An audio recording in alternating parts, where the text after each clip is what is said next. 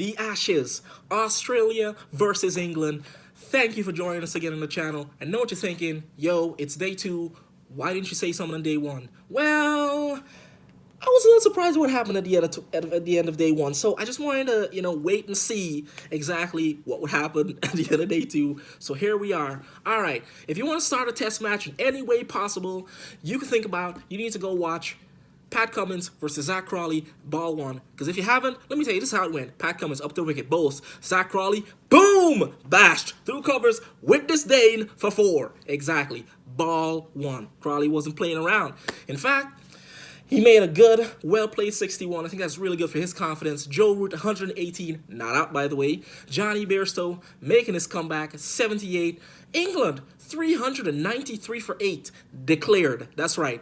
I didn't stutter. I didn't make a mistake. Declared on day 1 at Edgbaston. And I was like, are you kidding me? Is something going on? Like, is this a new approach to test match cricket that nobody else is talking about except England?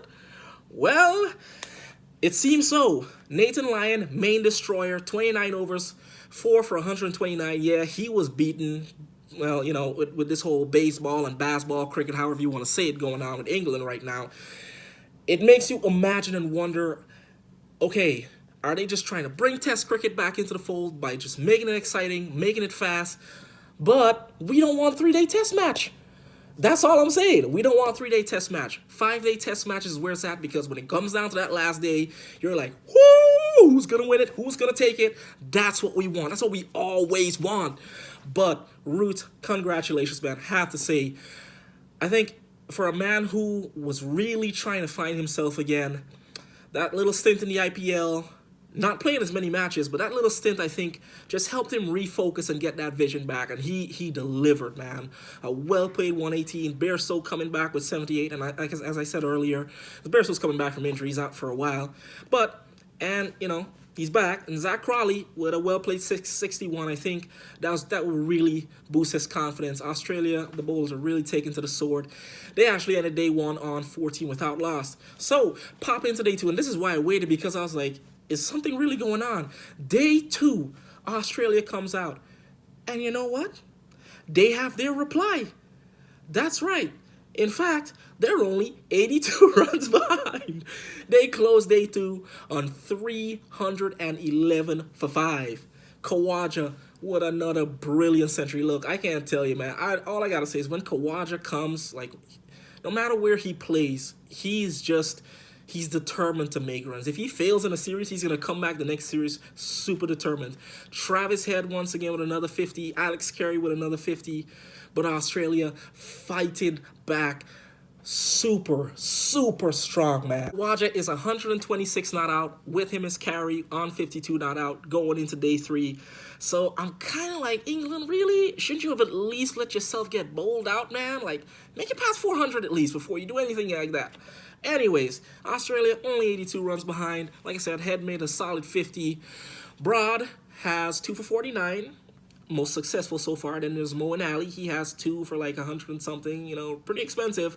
But, fact, Broad got Warner for the 15th time.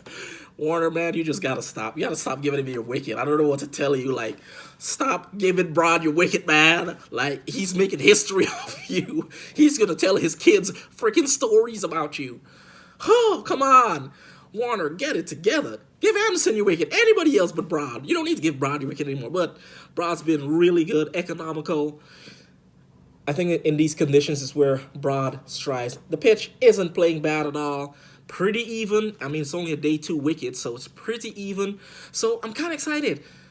Tell me what you think about England's declaration on day 1, because 393 for 8 doesn't cut it for me. And with Australia 311 for 5 going into day 2, that's how many runs. They're only 82 runs behind. And I know the next day, every day brings something different. But Khawaja is still there. Carey's still there. They still got batting to come. That's what worries me. That really is what worries me the most right now for England. But let's see if this pan out.